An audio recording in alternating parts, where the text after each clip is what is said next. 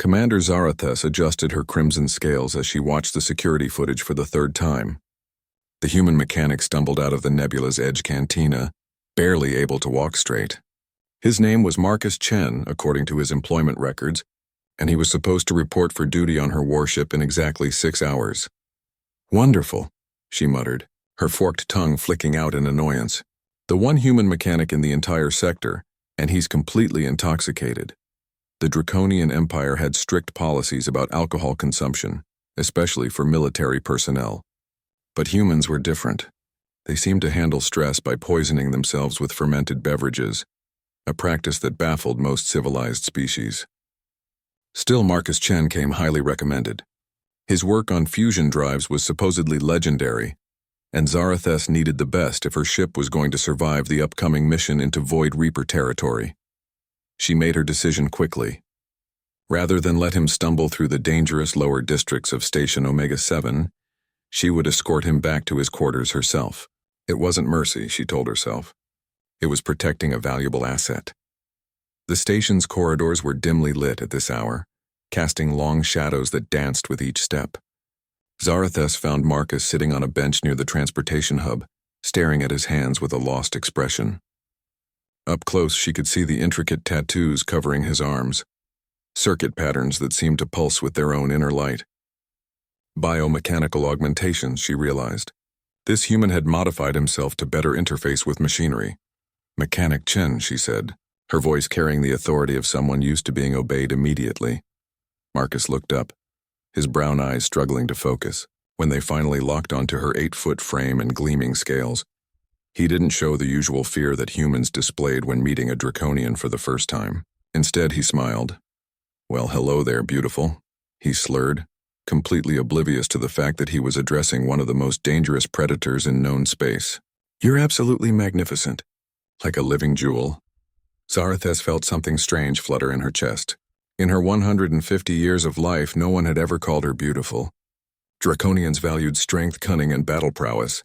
Beauty was a human concept, one that seemed oddly appealing when spoken with such genuine admiration.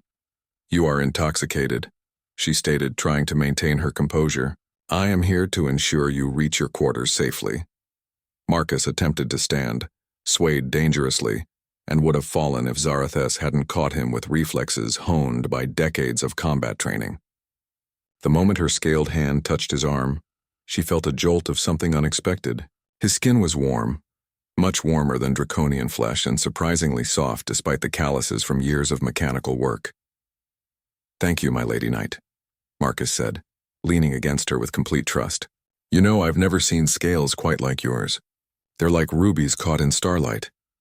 "You talk too much for someone barely conscious," Zarathus replied, but there was less bite in her words than usual.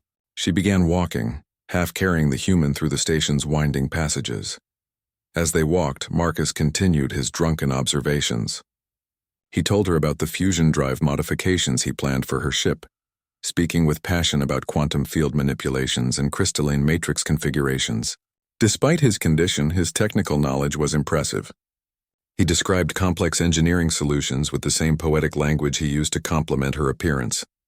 "The thing about fusion drives," he explained, gesturing wildly with his free hand, "is that they're like dragons themselves, raw power barely contained, always threatening to break free and consume everything.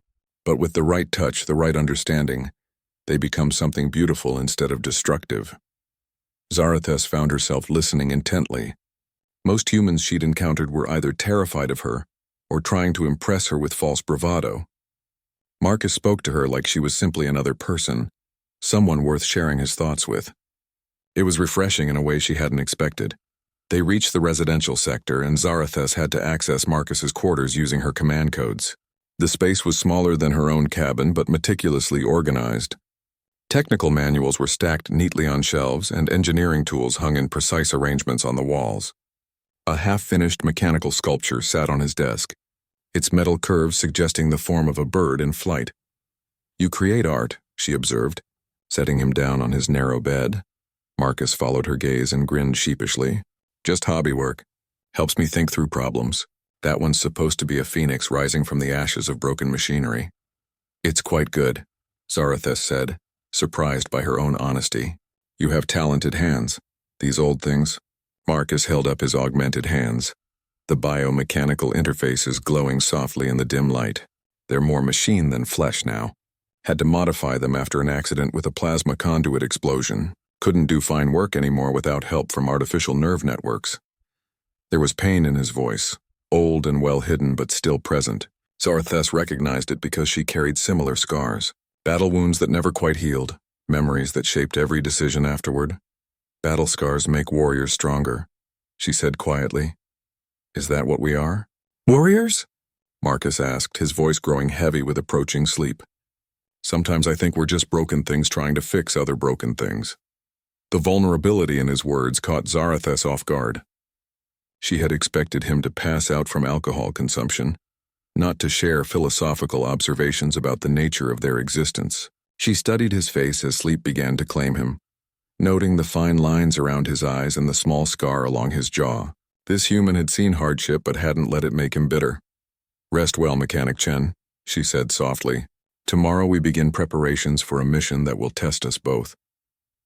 As she left his quarters, Zarathus couldn't shake the feeling that something significant had just occurred. She had escorted countless personnel to their quarters over the years, but none had left her feeling quite so unsettled. The human's words echoed in her mind as she made her way back to her own ship, and for the first time in decades she found herself looking forward to tomorrow's duty shift. Marcus woke with a splitting headache and the distinct feeling that he had made a complete fool of himself.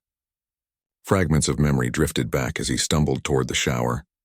A tall figure with crimson scales, gentle hands that caught him when he fell, words about beauty and starlight that he desperately hoped he hadn't actually spoken aloud.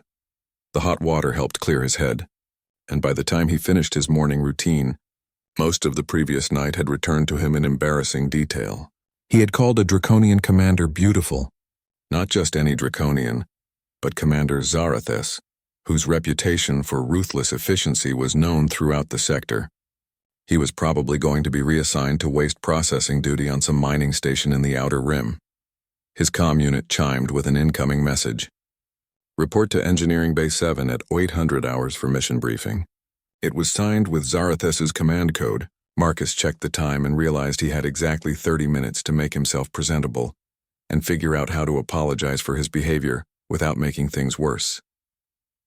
Engineering Bay 7 was impressive even by military standards. The fusion drive components were laid out with surgical precision, each part cataloged and ready for inspection.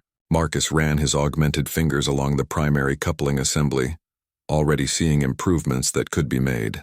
The quantum field generators were outdated, and the containment protocols were inefficient by at least 12%.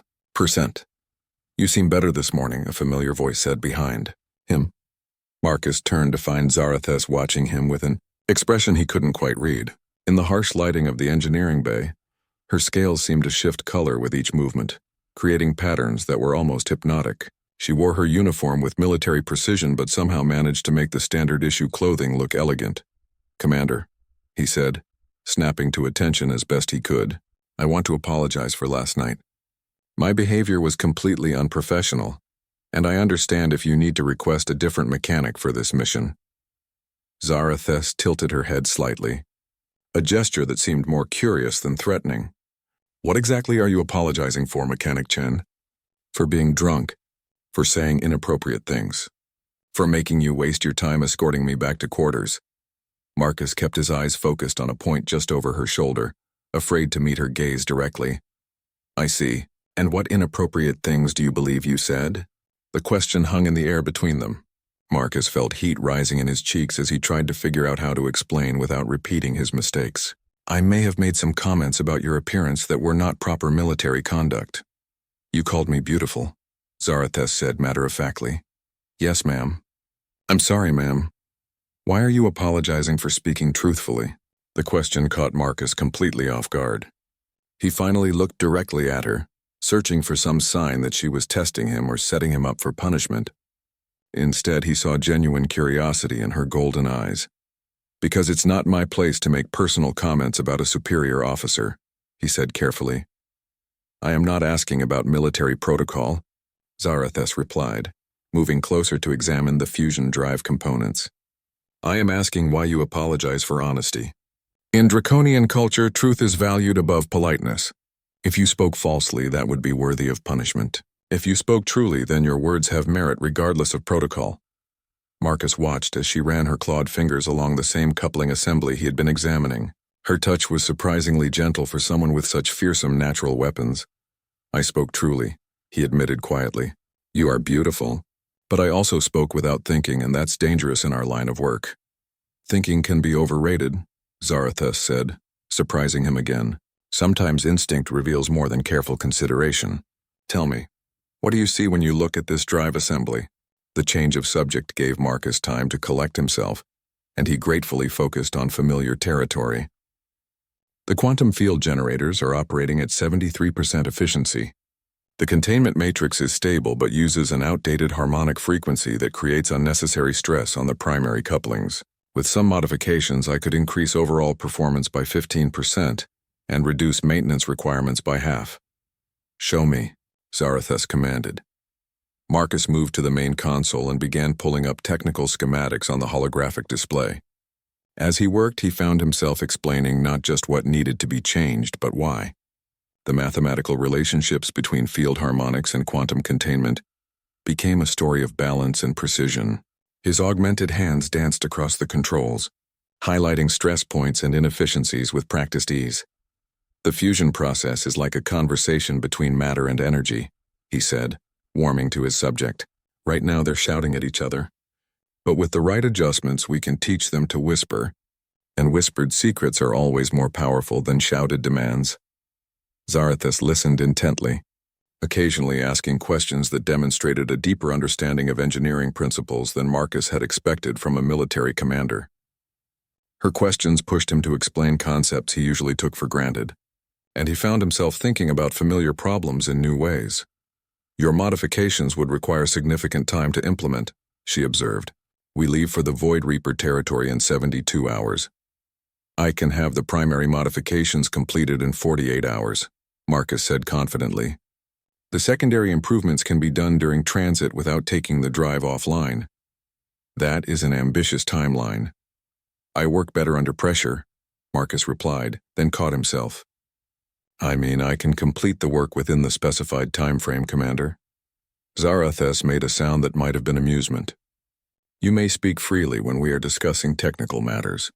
Mechanic Chen, I value competence over formality when lives depend on our equipment functioning properly.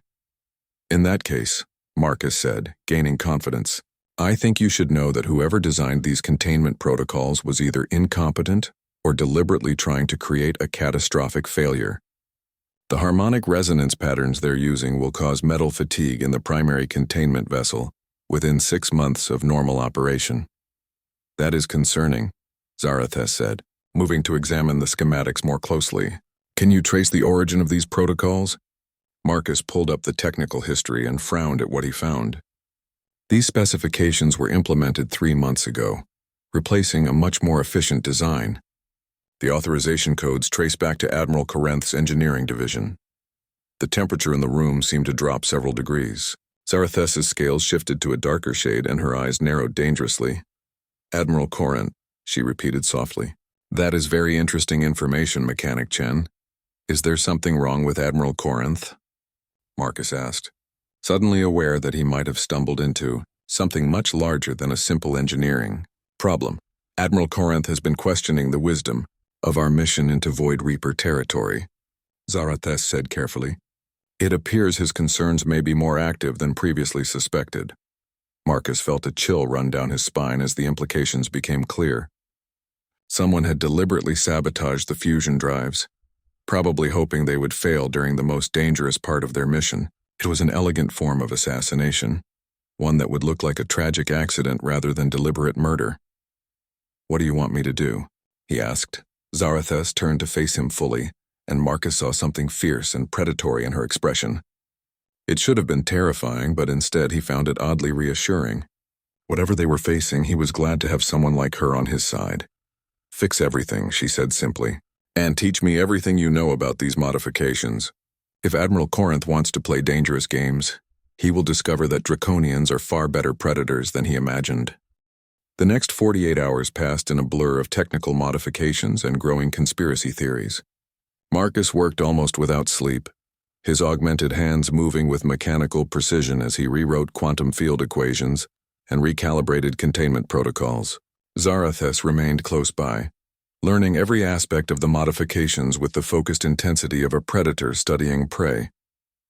What surprised Marcus most was how naturally they worked together.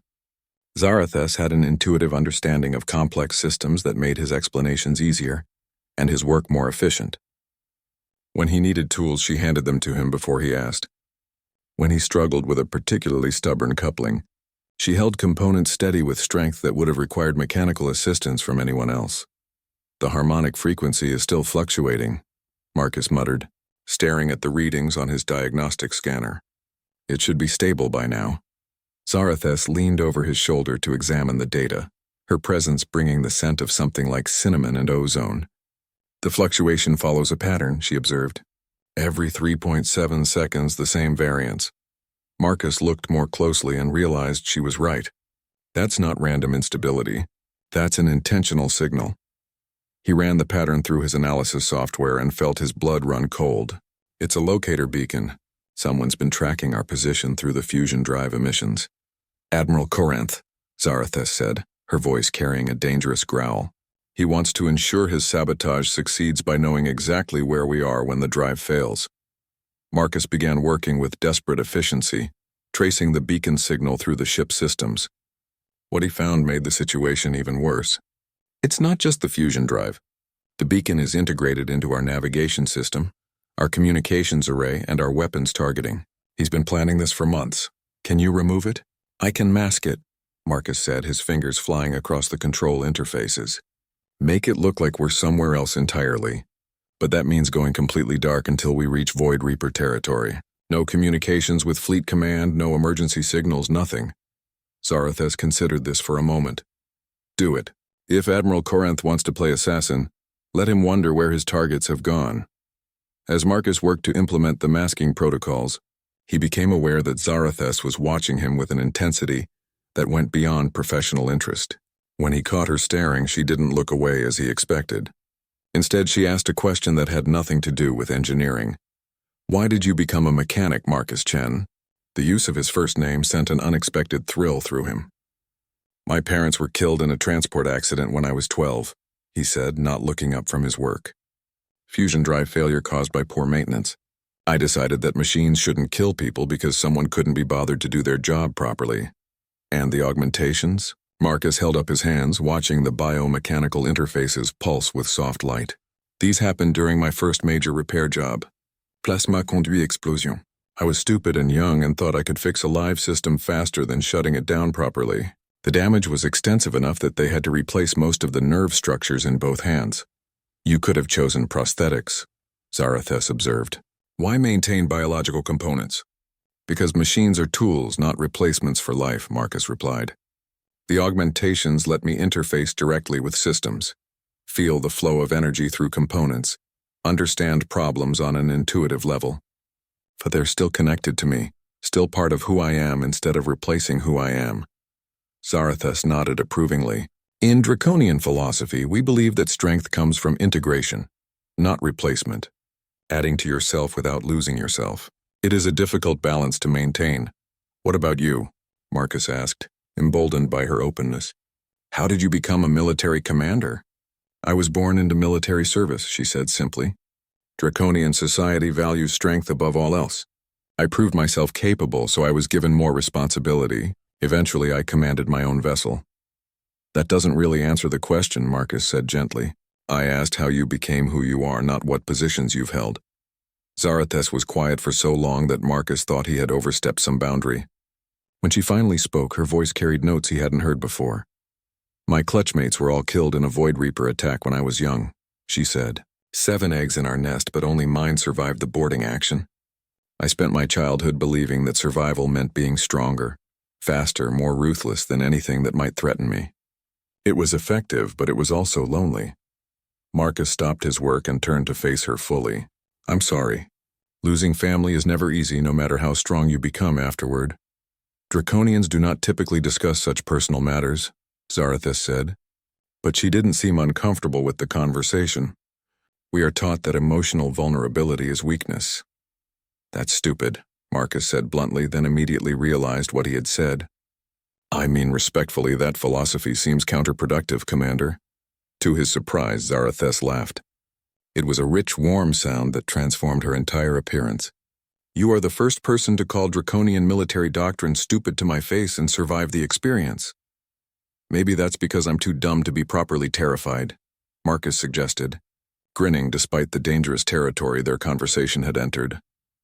Or perhaps because you see things more clearly than those who overthink everything, Zarathus replied. Your instincts last night were correct. I am beautiful by human standards, but more importantly, I am beginning to understand that beauty might be more valuable than strength in certain circumstances.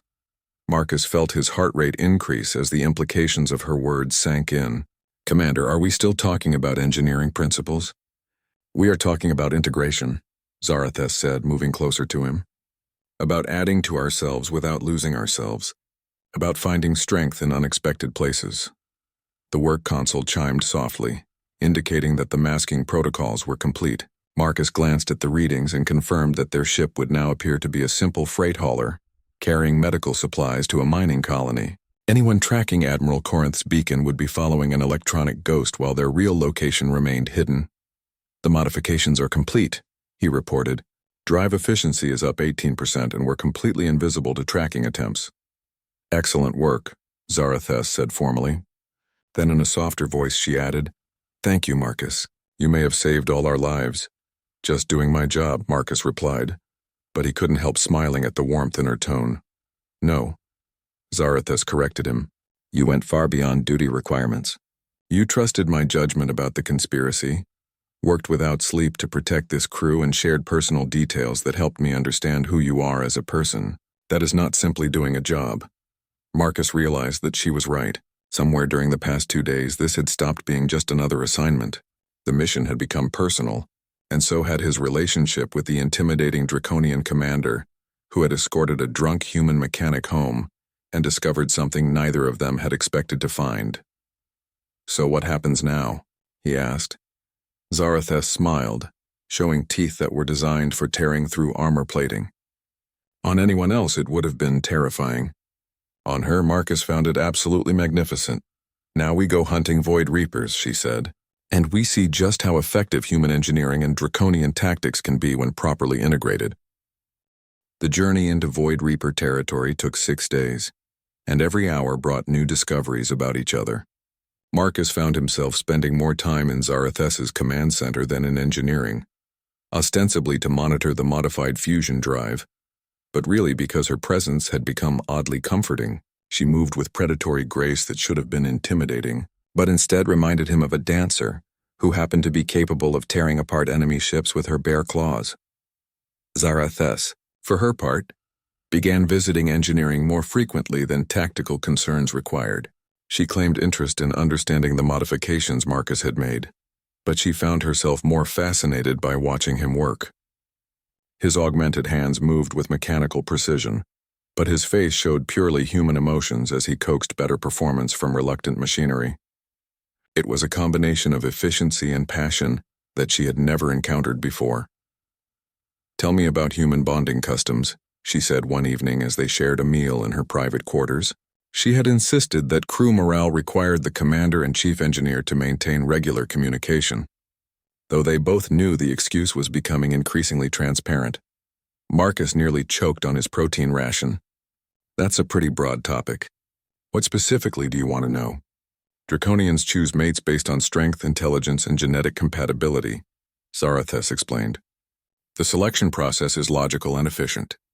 But human customs seem more complex. We're messy about relationships, Marcus admitted. Humans fall in love for all sorts of illogical reasons. Sometimes it's physical attraction. Sometimes it's shared interests. Sometimes it's just spending time together and realizing you enjoy someone's company more than you expected. Love, Zarathus repeated the word carefully. This is the emotional attachment that makes humans act irrationally. Sometimes, Marcus said, grinning at her clinical description. But it also makes us stronger in some ways. When humans love someone, they'll fight harder to protect them, work longer to provide for them, take risks they would never consider for themselves alone. That seems tactically advantageous, Zarathus observed. Enhanced motivation and improved performance under stress. You're analyzing love like it's a military strategy, Marcus laughed. It's not that simple. Love makes people do stupid things too, like staying up all night fixing fusion drives because they want to impress someone. Zarathus tilted her head in that curious gesture Marcus had grown to appreciate. Are you saying you modified our drives to impress me? Maybe, Marcus said, suddenly feeling bold. Did it work? Before Zarathus could answer, the ship's alarm system activated. Red lights bathed the command center as her first officer's voice echoed through the corridors. Commander to the bridge immediately. We have contact with unknown vessels. They reached the bridge in record time, Marcus following close behind Zarathus as she moved with purposeful urgency. The main display showed 3 ships that looked like nothing he had ever seen before. They seemed to be made of darkness itself, their hulls absorbing light rather than reflecting it. Only the occasional flicker of weapon systems made them visible against the starfield. Void Reapers, Zarathus said grimly. 3 destroyers in hunting formation. They're scanning our ship. Are we in range of their weapons? Marcus asked. Not yet, but they're closing fast, the tactical officer reported. Our masking is holding, but they seem suspicious of a medical transport in this region. Marcus studied the alien ships and felt a chill of recognition. Those aren't Void Reaper designs, he said quietly. I've seen ships like that before in classified technical reports. Those are modified human vessels. The bridge fell silent as the implications sank in. Zarathus turned to stare at Marcus, her golden eyes blazing with deadly intent. You're certain? She asked. The hull configuration is wrong for Void Reaper technology, Marcus explained, moving to the sensor station. See the way the armor plating overlaps? That's human engineering. The weapon mounts are in the wrong positions for their tactics, but perfect for how humans would use them. Admiral Corinth, Zarathus snarled. He's not just sabotaging our mission. He's actively collaborating with the enemy. The lead enemy ship opened communications and a familiar voice filled the bridge. Admiral Corinth appeared on the main screen, but he wasn't on a draconian vessel. The command center behind him was clearly human in design. Commander Zarathus, Corinth said smoothly. You've led us quite a chase. My associates were disappointed when your ship seemed to vanish from our tracking systems. Associates? Zarathus replied, her voice carrying lethal calm. You mean the Void Reapers you've been selling military intelligence to? The Void Reapers are simply a convenient cover story, Corinth explained. The real threat to galactic stability is the alliance between species like yours and the humans. Draconians should rule through strength, not contaminate themselves with human weakness like compassion and cooperation. Marcus felt anger building in his chest as he realized the scope of the betrayal. You've been staging attacks on civilian targets to make it look like the Void Reapers are still active. Very good, Mechanic Chen, Corinth said. Though I'm surprised you survived this long. My sabotage should have killed you days ago. Your sabotage was clumsy, Marcus shot back. Any competent engineer could have spotted those modifications. Perhaps, Corinth conceded. But it doesn't matter now. You're outnumbered and outgunned. Surrender your ship and I'll make your deaths quick. Zarathus looked at Marcus and he saw something fierce and protective in her expression. What are our tactical options? She asked quietly. Marcus studied the sensor readings and felt a familiar excitement building. The same feeling he got when facing a particularly challenging engineering problem. Their ships are faster and more heavily armed, he said. But they're using standard human tactics, which means they're predictable. And I know something about those modified hulls that Admiral Corinth probably doesn't. Explain. The modifications they made to handle Void. Reaper weapon systems created weak points in the structural integrity, Marcus said, his hands already moving to interface with the ship's targeting computer. If we can hit specific points on their hulls with precisely timed shots, we can cause cascade failures in their armor systems. That would require incredibly accurate shooting, the tactical officer protested. The target areas are less than 2 meters wide. Leave the targeting to me, Marcus said, his augmented hands connecting directly to the ship's weapon systems. I can calculate the firing solutions in real time. Zarathus made her decision without hesitation. Do it. All weapons prepare for attack pattern Marcus Alpha. Marcus Alpha, the tactical officer asked. Trust the human, Zarathus commanded. He hasn't failed us yet. The battle that followed was unlike anything Marcus had ever experienced. His augmented senses merged with the ship's targeting systems, letting him feel the enemy vessel's movements as extensions of his own body. Zarathus commanded the overall strategy with predatory instincts that anticipated every enemy move, while Marcus provided the technical precision needed to exploit weaknesses that shouldn't have been visible to conventional sensors. The first enemy ship went down when Marcus's perfectly timed shots caused a cascade failure that tore through their entire port side. The second ship lasted longer, but Marcus's understanding of human engineering allowed him to predict exactly where they would try to route emergency power, and his shots followed the energy flows like a surgeon's scalpel. The third ship, Admiral Corinth's command vessel, proved more challenging. Corinth had obviously learned from watching his allies' destruction and began using evasive patterns that Marcus couldn't predict. He's adapting too quickly, Marcus said through gritted teeth. I need a different approach. What do you need? Zarathus asked. Get me close enough to hack their computer systems directly, Marcus said. If I can access their navigation computer, I can disable their engines without destroying the ship. We need Corinth alive to testify about his conspiracy. That's suicide, the tactical officer protested.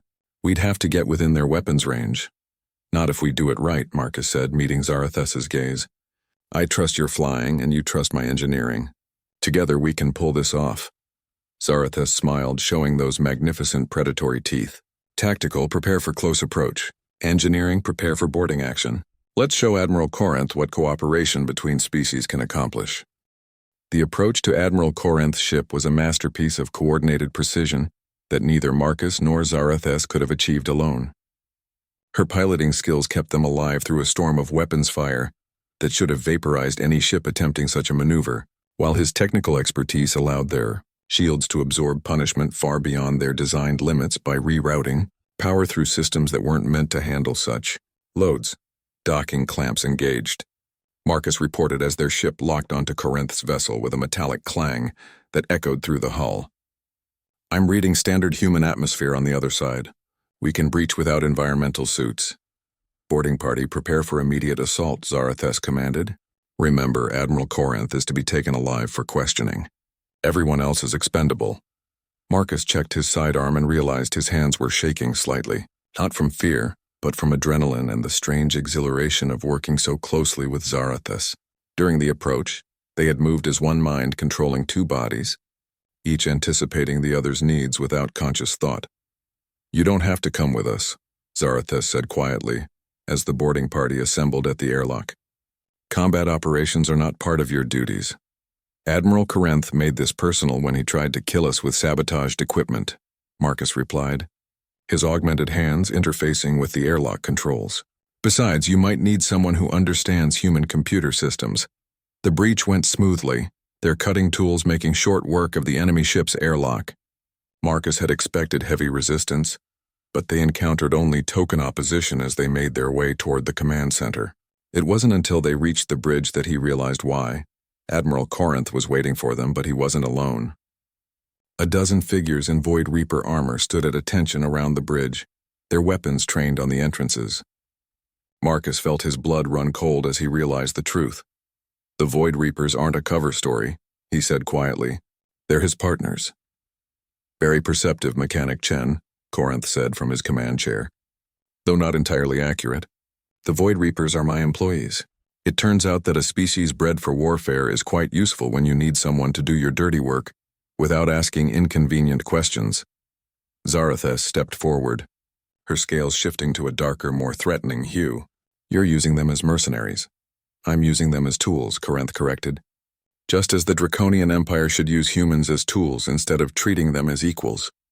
Your species ruled the galaxy through strength for thousands of years before humans arrived with their ridiculous ideas about cooperation and emotional attachment. Those ridiculous ideas have made the alliance stronger. Then either species was alone, Marcus said, anger making him bold despite the weapons pointed at him. Have they? Corinth asked mockingly. Look at yourself, Chen.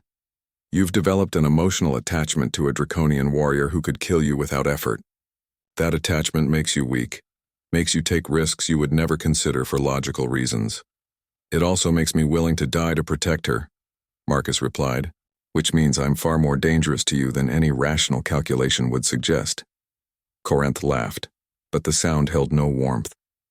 You think your willingness to die for her is strength? Watch what real strength looks like. He gestured to the Void Reapers who raised their weapons. But before they could fire, Marcus did something that surprised everyone in the room. His augmented hands moved with inhuman speed, interfacing directly with the enemy ship's computer systems through contact with the metallic deck plating. What are you doing? Corinth demanded.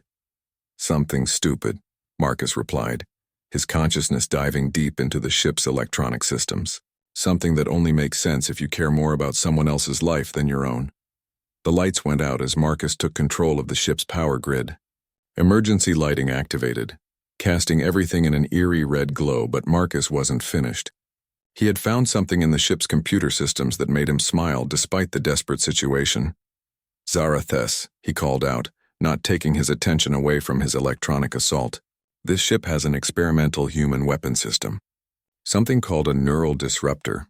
If I can activate it, it will incapacitate everyone on the ship except those with biomechanical augmentations. That includes you, she said, understanding immediately. You'll be the only one left conscious.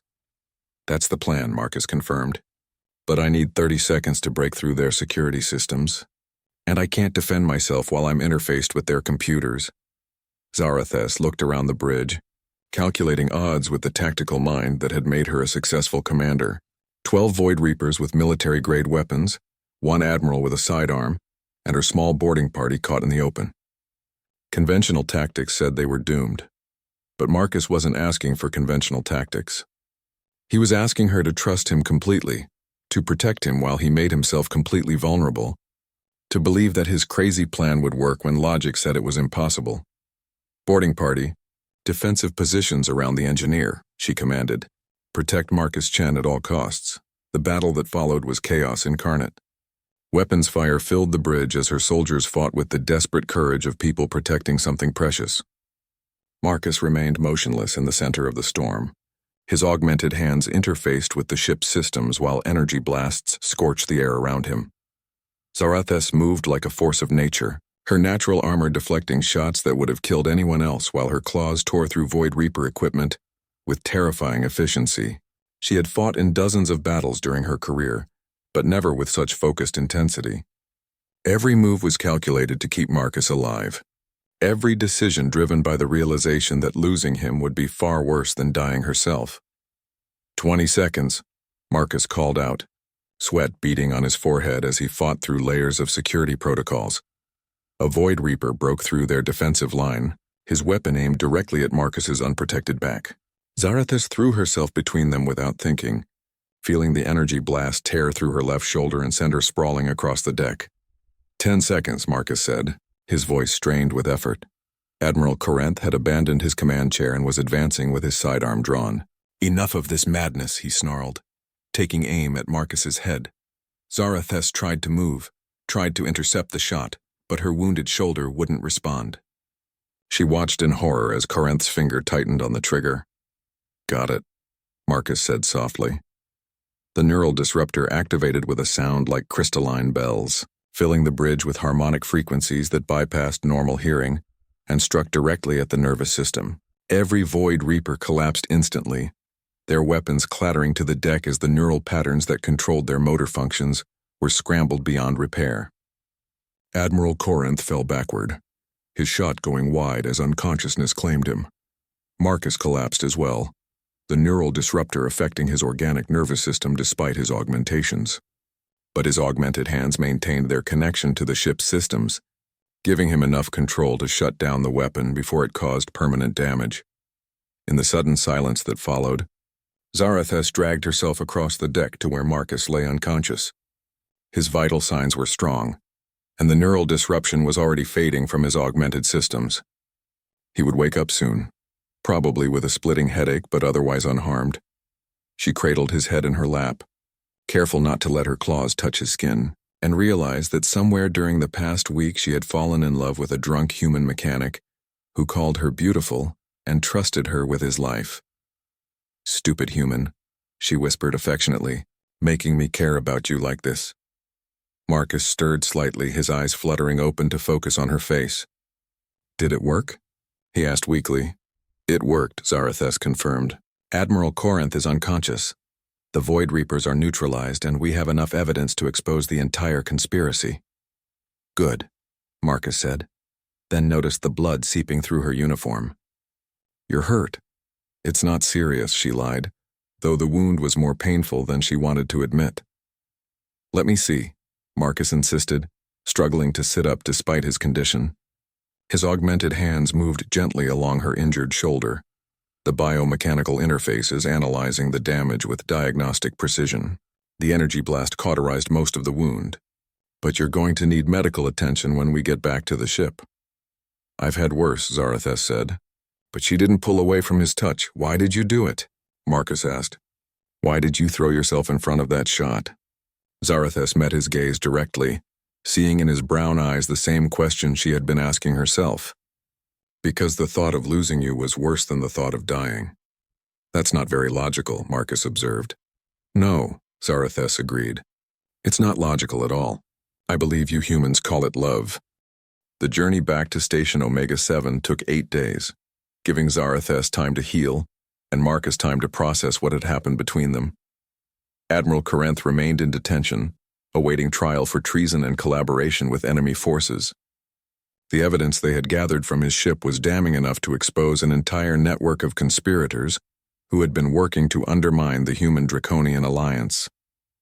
But the political implications of their discovery seemed less important than the personal revelations that had emerged during their mission. Marcus found himself spending more time in Zarathes's quarters, officially to help her with physical therapy for her wounded shoulder, but really because they both needed to understand what they meant to each other. Draconian courtship customs are quite formal, Zarathes explained one evening as they shared dinner. Her shoulder was healing well, but she still moved carefully to avoid aggravating the injury. There are specific protocols for demonstrating genetic compatibility, proving martial prowess, and establishing territorial rights. That sounds exhausting, Marcus replied, cutting his protein ration into smaller pieces so she could eat one-handed. Human courtship is usually much simpler. We spend time together, figure out if we enjoy each other's company, and see what develops. And if genetic compatibility becomes an issue? Marcus paused in his cutting to consider the question. Modern, medical technology can handle most compatibility problems between species. The real question is whether two people want to build a life together despite the challenges they'll face. What challenges do you think we would face? Zarathes asked quietly. The question hung in the air between them, loaded with implications neither of them had been willing to address directly. Marcus set down his utensils and turned to face her fully. People would stare, he said honestly. Some humans are afraid of Draconians, and some Draconians think humans are weak. We'd probably face discrimination from both sides. And that doesn't concern you? It concerns me, Marcus admitted, but not enough to change how I feel about you. I've been an outsider most of my life anyway. My augmentations make me too mechanical for most humans to relate to comfortably. Zarathes reached across the table with her good hand to touch his augmented fingers. Your modifications are beautiful, she said softly. They represent your refusal to let injury define your limitations. And your scales are magnificent, Marcus replied, turning his hand to intertwine their fingers. They show your strength without hiding your intelligence. They sat in comfortable silence for several minutes, both aware that they were crossing lines that couldn't be uncrossed. When Zarathes finally spoke, her voice carried a vulnerability that few people had ever heard. I have never felt about anyone the way I feel about you, she said. It frightens me because it makes me want to be different than I was taught to be. Different how? Gentler. More open to possibilities that don't involve conquest or dominance. You make me want to explore instead of control, to build instead of destroy. She looked at their joined hands. Is that what love feels like? Part of it, Marcus said. Love is also wanting to protect someone, to make them happy, to share experiences with them. It's caring more about their well-being than your own, and trusting them with parts of yourself that you normally keep hidden. Then I believe I love you, Marcus Chen, Zarathus said formally, though I have no idea what to do about it. Marcus smiled, feeling warmth spread through his chest at her words. Would you like to learn about human customs for expressing affection? That would be educational, Zarathus replied, though her tone suggested she was interested in more than academic knowledge. Marcus stood up and moved to her side of the table, careful not to jostle her injured shoulder as he leaned down to kiss her forehead. Her scales were warm against his lips, and he could feel her pulse accelerating at the gentle contact. That was pleasant, she observed, though I fail to see how it demonstrates affection more clearly than verbal declarations. It's not about clarity, Marcus explained, settling into the chair beside her. It's about intimacy, physical contact that isn't violent or sexual, just gentle connection between two people who care about each other. Zarathus considered this, then carefully lifted her good hand to touch his face. Her claws were retracted, leaving only warm, scaled skin against his cheek. Like this? Exactly like that, Marcus said softly. They spent the next several hours exploring different types of gentle contact, learning how their very different anatomies could accommodate expressions of affection. Marcus discovered that the scales along Zarathus's neck were incredibly sensitive, while she found that his augmented hands could generate subtle vibrations that felt remarkably pleasant against her skin. By the time they reached Station Omega-7, they had developed their own language of touch and gesture that bridged the gap between human and draconian expressions of love. More importantly, they had proven to themselves that their differences made them stronger rather than incompatible. The station's docking bay was filled with media representatives and military officials waiting to hear their report on Admiral Corinth's conspiracy. Marcus felt his stomach tighten as he realized their relationship would now be subject to public scrutiny. Are you ready for this? Zarathus asked as they prepared to disembark. As ready as I'll ever be, Marcus replied. Though I should probably warn you that human journalists ask very personal questions. Let them ask, Zarathus said confidently. I am not ashamed of my feelings for you, and I will not pretend otherwise to make other people comfortable. They walked down the ship's ramp together, presenting a united front to the crowd of reporters and officials. Admiral Corinth followed under heavy guard, his face showing the defeat of someone whose carefully planned conspiracy had been unraveled by a drunk mechanic and a dragon who had fallen in love with him. The first question came immediately. Commander, Zarathus, is it true that you and Mechanic Chen have developed a personal relationship during this mission?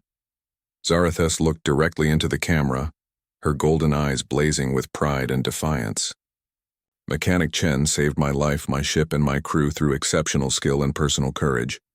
In the process, we discovered that the alliance between our species is stronger when it includes emotional bonds as well as political ones. Are you saying that interspecies relationships should be encouraged? Another reporter called out. I am saying that love makes us stronger, Zarathus replied simply. Marcus Chen and I are proof that humans and draconians can achieve things together that neither species could accomplish alone.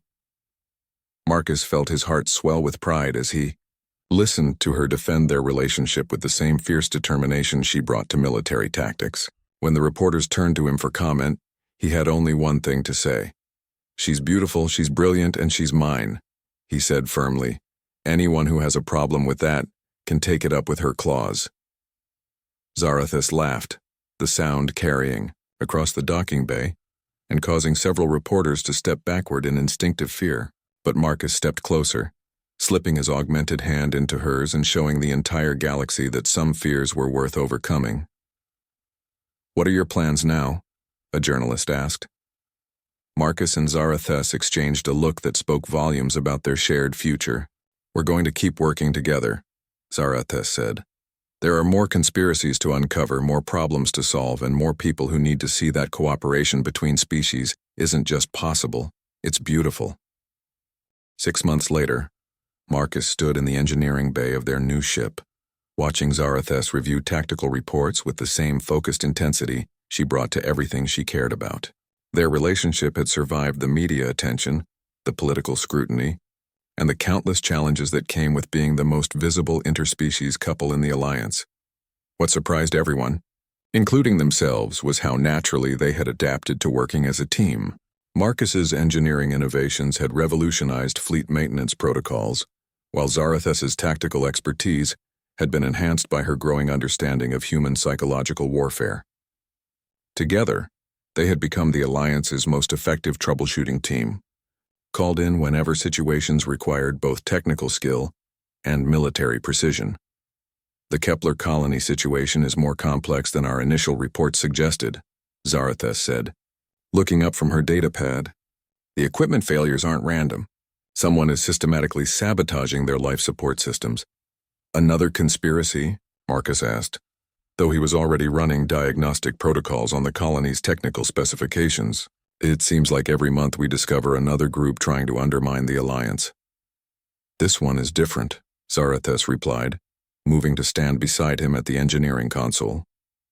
The sabotage is too sophisticated for political extremists, but too crude for military intelligence. I believe we're dealing with someone who understands human technology, but thinks like a draconian.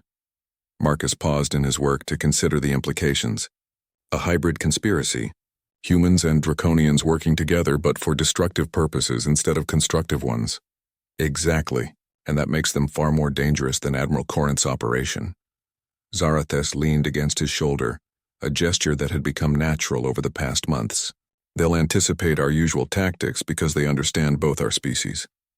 Then we'll have to be unpredictable, Marcus said, his augmented hands already pulling up schematics of the Kepler colony's infrastructure. Good thing we've gotten pretty good at that. As they worked together to plan their approach to the new mission, Marcus reflected on how much his life had changed since that night when a drunk human mechanic had been escorted home by a dragon lady. He had expected to fix some machinery and move on to the next assignment.